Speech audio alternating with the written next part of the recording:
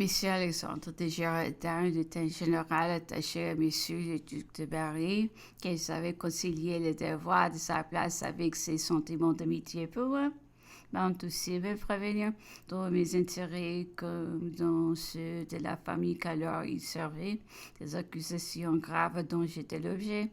L'on disait hautement à leur queue que je vais immédiatement engager à distribuer de l'argent pour gagner les troupes, bien loin de vouloir comploter un renversement. J'étais si peu capable de rien faire de semblable. Je n'étais si éloignée que ma délicatesse même se croyait engagée à plus de ménagement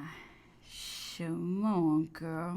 On veut le gouvernement par la permission de rester dans ma patrie, sans parler de cette réserve obligée. Je me serais cru, avec mes idées de responsabilité coupable, d'user de mon influence pour mener des événements dont il n'était pas permis de préjuger toute l'importance. Je ne pouvais croire au danger pour moi, mais sur le certitude qui me fut donnée, M.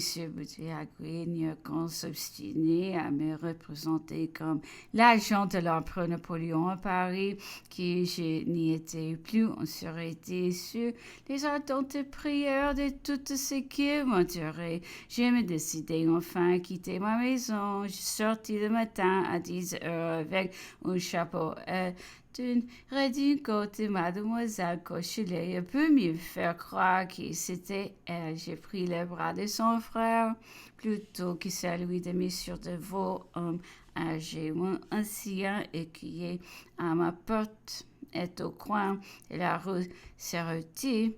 J'ai baissé la tête afin d'échapper au regard des espions que la police y avait postés. Ils m'examineront avec curiosité, mais sans me suivre. Il semble que mon inquiétude doit être extrême. Eh bien, l'embarras de me trouver pour la première fois de ma vie seul dans les rues avec un jeune homme et sans dame me préoccupait plus que le danger même. Parvenant, il pleuvait, notre parapluie servait encore à me cacher le visage. Les inquiétudes de mon guide n'étaient pas moins vives que le mien, une robe garnie de dentelles que je ne m'étais pas donné le temps douter et que j'ai mal ma redingote d'impro lui causait de continuelles frayeurs pour moi et de trembler de me voir reconnu à chaque pas de cette route qui me parut fort longue. Enfin, j'arrivai rue de Faux, au coin de boulevard. Je montai sans être vu de personne jusqu'à un 13e étage et j'allais demander l'hospitalité à Madame Lefebvre, vieille bonne de mon mère, qui avait accompagné ma mère lorsqu'elle vint de la Martinique. Elle s'éclatait par les plus vifs témoignages de tendresse et toute sa joie de me recevoir et de m'être utile. Je me trouvais tout à coup au milieu des portraits de ma famille et d'une infinité de petits objets que nous avions appartenu dans notre enfance, mon frère et moi, et qui, sa reconnaissance, conservait religieusement. Son mari me céda sa chambre, livré là à une entière solitude de toutes mes réflexions sur les événements. Je me trouvais surtout profondément blessée du rôle que la malveillance me faisait jouer.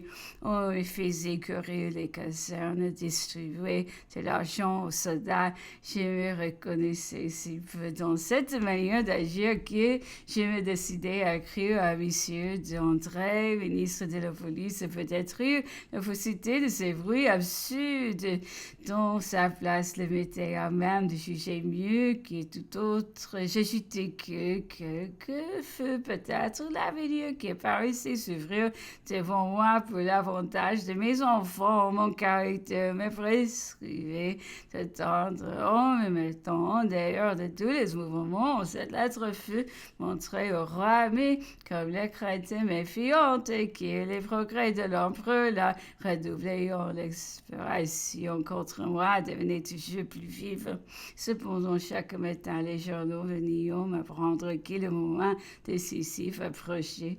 Tous les yeux étaient fixés sur les les chefs de l'armée. 4000 hommes étaient entrés à 60 cris de Vive l'empereur et marchions sur Paris. J'ai appris depuis que mieux complot divers se tramé, on depuis plusieurs mois jusqu'à dans l'armée. On commençait à se méfier des maréchaux, des nouveaux chefs militaires. Le général Lallemont et le Favre de Noël prépareront une insurrection étrangère au retour de l'empereur.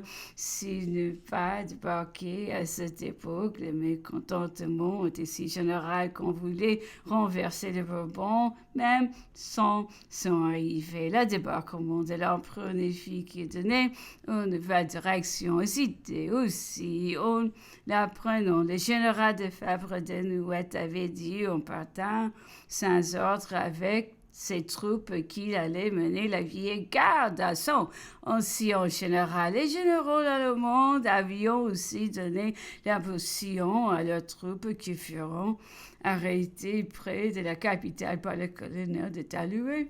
Ce dernier ne voulut pas faire prendre les armes à son régiment et par son opposition déconcerta les chefs de l'entreprise. Les frères allemands furent pris et le général Lefebvre de Noët parvint à se cacher. Ce léger avantage donna quelque espérance au parti royaliste. On ferma à Milan un camp commandé par le monsieur le duc de Berry. On organisa des corps de volontaires royaux, des hommes de tout âge vinront s'y faire inscrire.